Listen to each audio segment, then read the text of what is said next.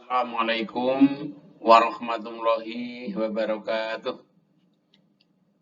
Mahasiswa pecinta aljabar, kali ini video presentasi ini akan mengkaji tentang sistem persamaan linier.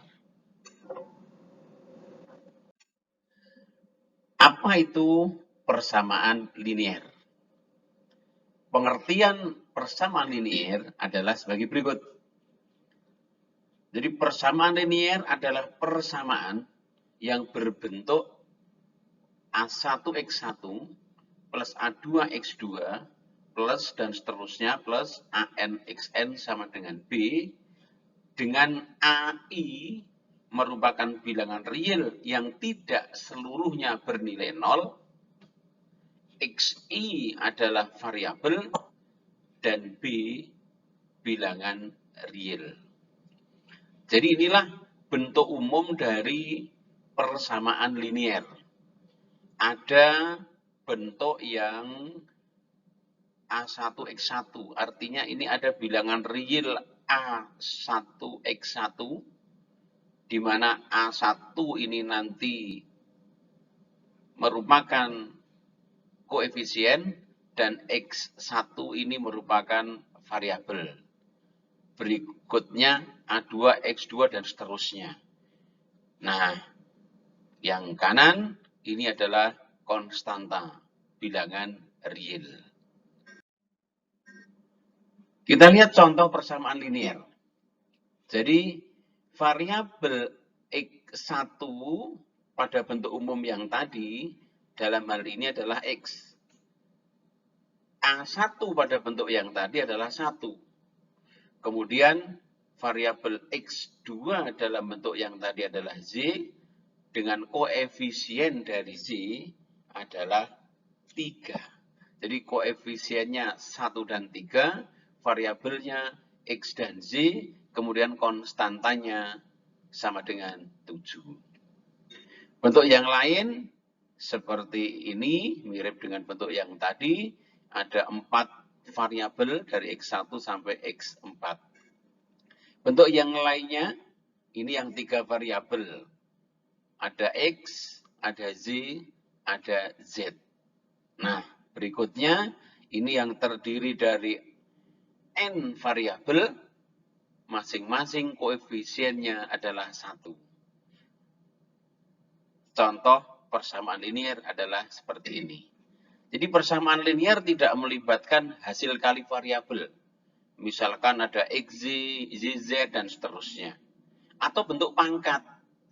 Selain pangkatnya hanya 1 saja. X pangkat 1, Z pangkat 1. Tidak ada bentuk pangkat. Misalkan pangkat 2, pangkat 3, pangkat setengah, dan seterusnya. Semua perubahannya terdapat sampai pangkat pertama. Dan tidak muncul sebagai argumen untuk fungsi trigonometrik, fungsi logaritmik, atau untuk fungsi eksponal dan lain-lainnya. Eksponensial yang tidak untuk fungsi eksponensial dan lain-lainnya. Jadi variabel itu hanya sampai pangkat 1 atau pangkat yang pertama. Tentu berikut ini bukan persamaan linier karena ada bentuk Z kuadrat. Ini bukan persamaan linier karena ada bentuk XZ. Ini bukan persamaan linier karena ada sin X. Persamaan linier itu kalau terdiri dari 2 variabel dapat digambarkan sebagai sebuah garis pada koordinat kartesius. Kalau 3 variabel dapat digambarkan dalam bentuk bidang di bangun ruang berdimensi 3. Yang dimensi, yang variabelnya lebih dari 3, tentu tidak bisa digambarkan. Nah, itulah contoh persamaan linier dan contoh yang bukan persamaan linier. Sistem persamaan linier itu apa?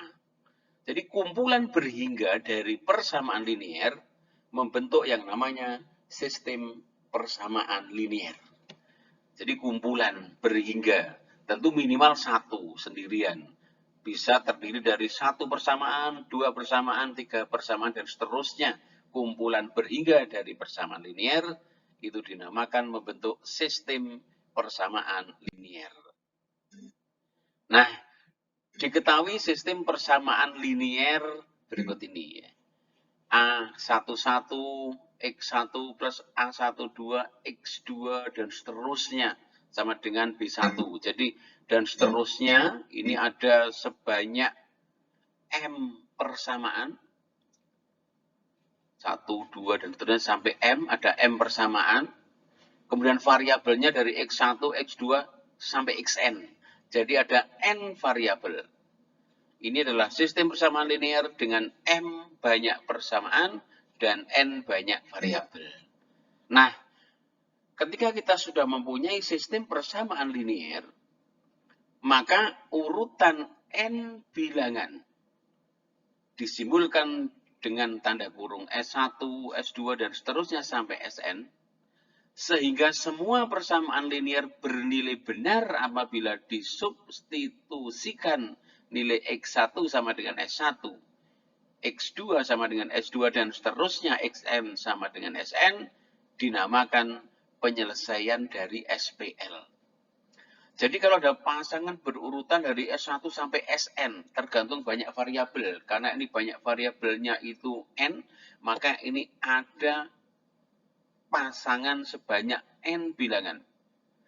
Kalau pasangan yang terdiri dari N bilangan ini disubstitusikan ke seluruh persamaan, itu menjadikan seluruh persamaan tadi itu bernilai benar, maka pasangan ini tadi dinamakan penyelesaian atau solusi dari sistem persamaan linier.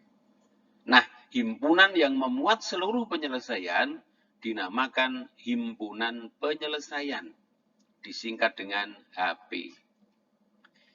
Apabila tidak ada urutan bilangan yang memenuhi persamaan, maka persamaan tersebut tidak mempunyai penyelesaian.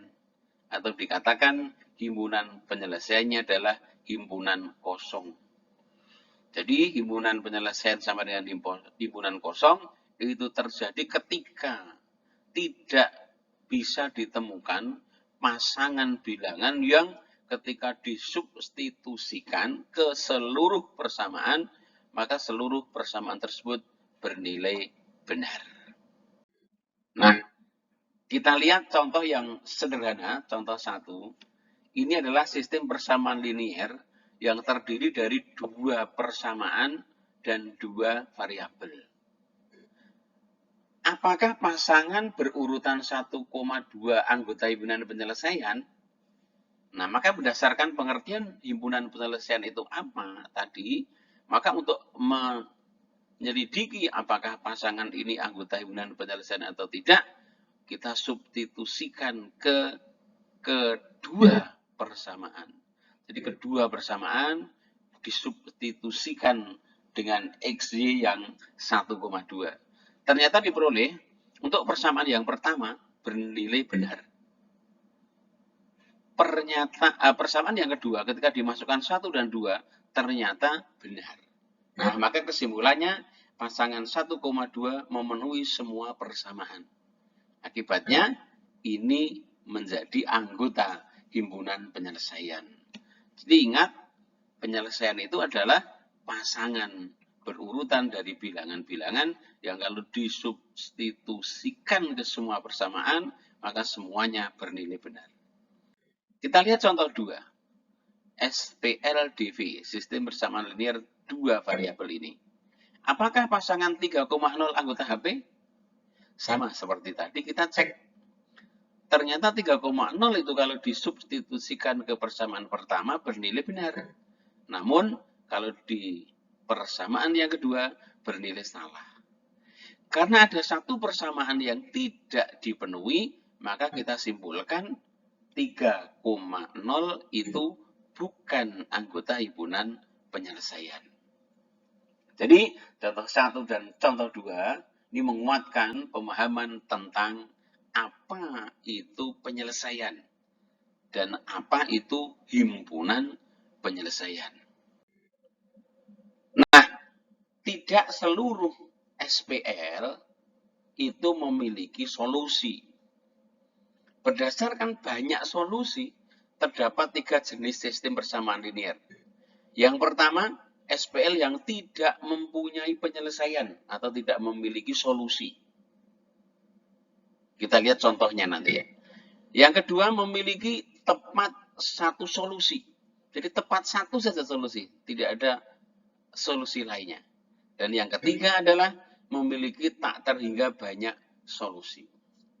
Nah, hanya 3 kemungkinan inilah yang terjadi pada SPL.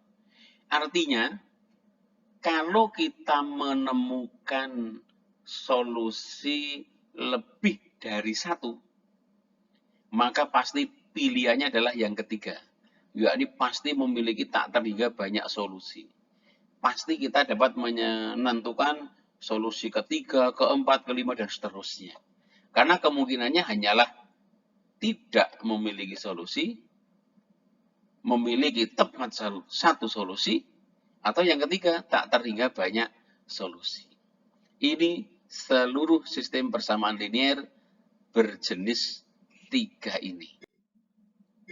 Nah, khusus pada SPL 2 variabel yang dapat digambar di koordinat kartesius, untuk variabel yang lebih tinggi dari 2 tentu ini sulit, atau bahkan tidak bisa digambarkan. Ketiga jenis SPL tersebut dapat digambarkan sebagai berikut. Nah, ini faktanya. Ada 1, 2, 3. Ada 3 kemungkinan. Ini yang tadi saya katakan contoh. Contoh yang tidak memiliki solusi itu adalah kalau sistem persamaan linear 2 variabelnya itu terdiri dari persamaan linear yang sejajar tidak berimbit. Yang nomor 1 ini. Nah, garis G1 sejajar dengan G2. Dalam kasus ini tidak ada perpotongan sebagai konsekuensinya, tidak ada penyelesaian dari sistem tersebut. Jadi tidak ada pasangan bilangan yang memenuhi kedua buah persamaan. Nah, berbeda dengan kasus yang kedua, ada titik potong. Artinya titik yang terletak pada titik potongnya ini adalah pasangan bilangan yang memenuhi keduanya, baik G1 maupun G2. Maka jenis yang kedua ini adalah yang memiliki solusi tunggal. Yang kiri tadi tidak mempunyai solusi, yang tengah ini mempunyai solusi tunggal. Bagaimana dengan yang kanan? Yang kanan ini ketika G1 dan G2-nya berimpit. Jadi ada 2 buah persamaan atau bisa jadi lebih dari 2. Tetapi kalau digambarkan persamaan-persamaan tersebut berimpit. Artinya seluruh titik yang berada dalam garis ini menjadi anggota himpunan penyelesaian. Karena memenuhi seluruh persamaan. Nah, ini jenis yang ketiga. Ada 2 garis G1 dan G2 berimpit. Dalam hal ini mempunyai tak terhingga banyak penyelesaian. Jadi 3 jenis ini saja. Nah, penyelesaian sistem persamaan linear itu banyak cara yang bisa digunakan. Di sekolah dipelajari ada cara dengan metode eliminasi. Ada yang menggunakan metode substitusi. Ada yang menggunakan metode gabungan eliminasi dan substitusi. Ada juga yang menggunakan grafik. Nah, pada kesempatan kali ini kita akan mempelajari penyelesaian sistem persamaan linear dengan operasi baris elementer. Tentang operasi baris elementer ini telah dibahas pada video untuk topik sebelumnya. Ada 3 macam operasi baris elementer dan sudah diberikan contoh-contoh detail pada video presentasi sebelumnya. Nah, untuk menggunakan operasi baris elementer dalam penyelesaian sistem persamaan linear, silakan mencermati uraian berikut.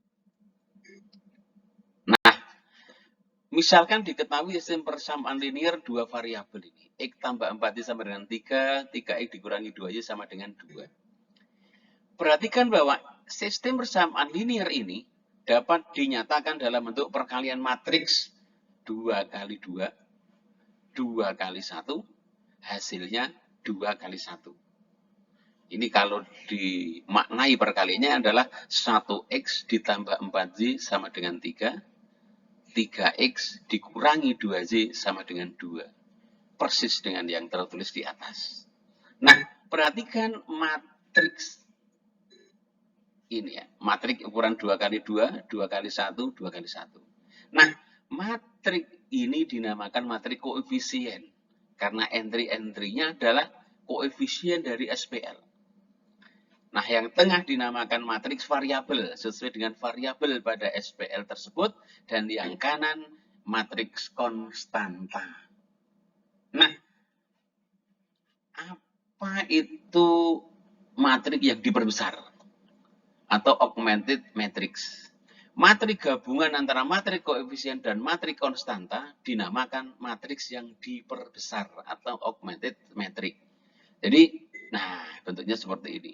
1, 4, 3, negatif 2. Kemudian yang kolom ketiga itu 3, 2. Inilah namanya matriks yang diperbesar dari sistem persamaan linear yang diketahui. Nah, setelah kita mendapatkan matriks yang diperbesar, ternyata ada ketentuan bahwa operasi baris elementer terhadap matriks yang diperbesar tidak mengubah solusi SPL. Jadi solusi SPL-nya tetap. Nah, sementara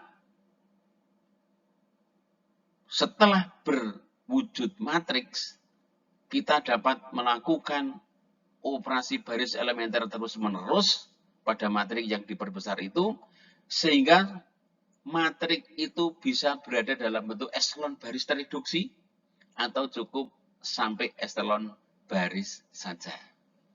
Kajian tentang eselon baris tereduksi dan eselon baris ini sudah dikaji pada video presentasi sebelumnya. Nah, lakukan OBE terus-menerus pada matriks yang diperbesar sampai kita mendapatkan matriks dalam bentuk eselon baris tereduksi atau eselon baris saja. Contoh, misalkan kita diminta untuk menentukan solusi SPL berikut. Ya, SPL ini menghasilkan matriks yang diperbesar 1, 4, 3, negatif 2.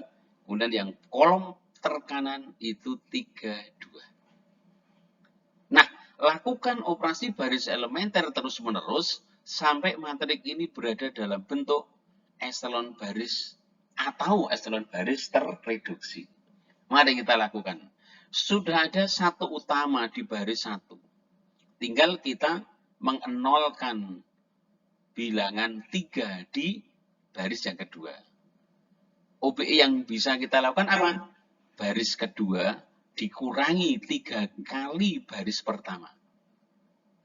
Baris kedua dikurangi 3 kali baris pertama. Hasilnya, nah, sudah berubah jadi 0 yang tadinya 3. 0, negatif 14, negatif 7.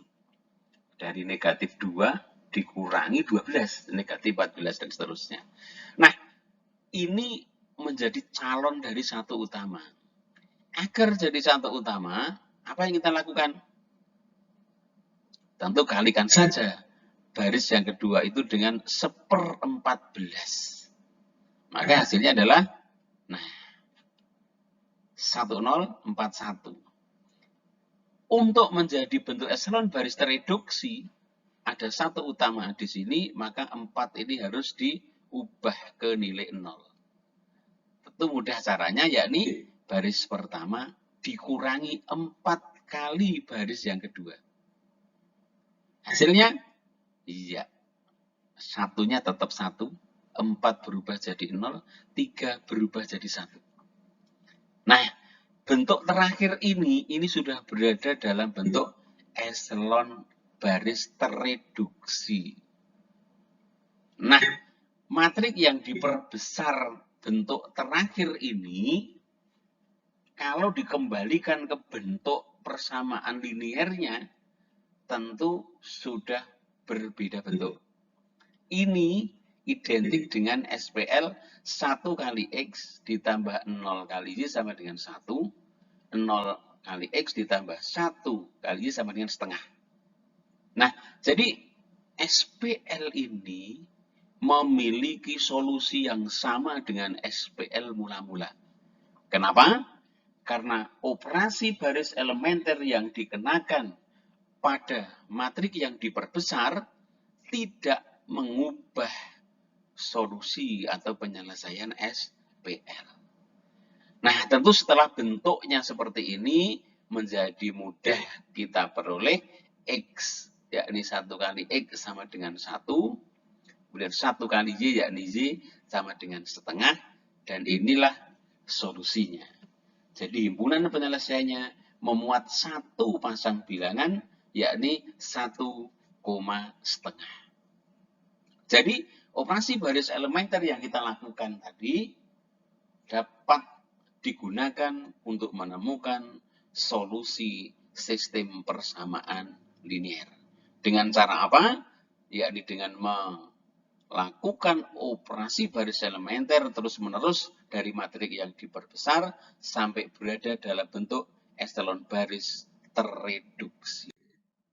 Nah, metode penyelesaian sistem persamaan linier dengan mengubah matrik yang diperbesar menjadi bentuk epsilon baris tereduksi yang baru saja kita lakukan tadi disebut dengan metode Gauss-Jordan.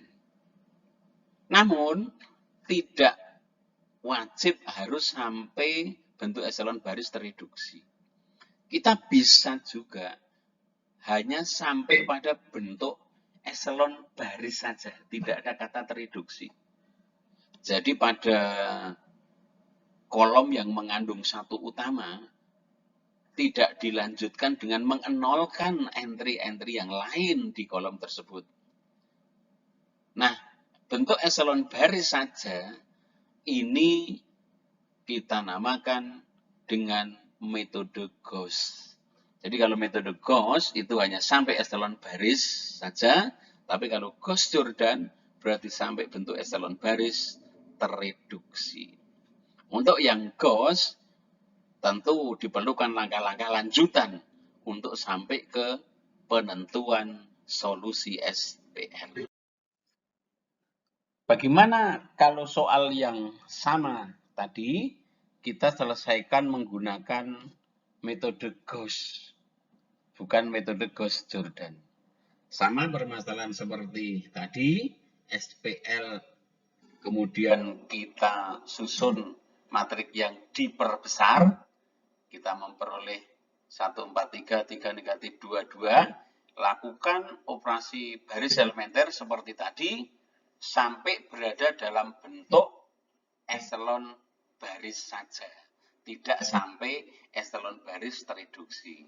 Nah, matrik yang ketiga ini berada dalam bentuk epsilon baris.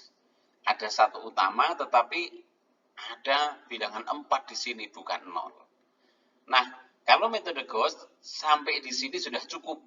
Bentuk epsilon baris matrik yang ketiga ini tentu akan ekivalen atau identik dengan SPL 1X plus 4Z sama dengan 3, 0X plus 1Z sama dengan setengah. Jadi ini memiliki solusi yang sama dengan yang soal mula-mula. Nah, dari sini tentu kita mendapatkan dari baris yang kedua dulu. 0x plus 1y sama dengan setengah. Berarti ini y sama dengan setengah. Nah, setelah y sama dengan setengah itu ketemu, kita substitusikan ke persamaan yang pertama.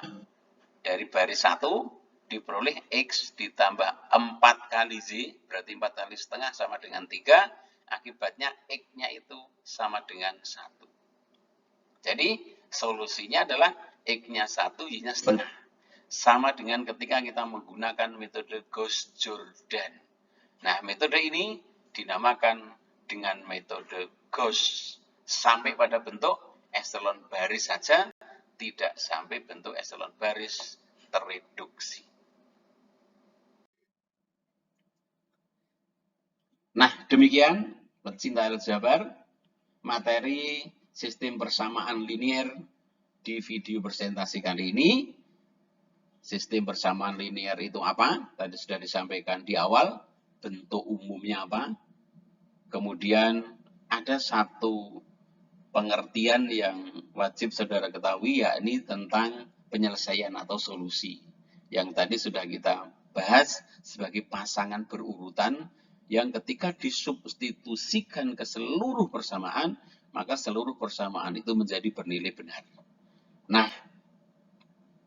berdasarkan banyak solusi, SPL terbagi 3 jenis tadi, yakni tidak memiliki solusi, yang kedua tepat memiliki satu solusi, yang ketiga memiliki tak terhingga solusi. Dan menentukan solusi SPL banyak cara. Yang dibahas di video presentasi kali ini adalah dengan cara Gauss-Jordan dan juga dengan Gauss saja. Demikian materi kita hari ini. Semangat belajar dan semoga sukses.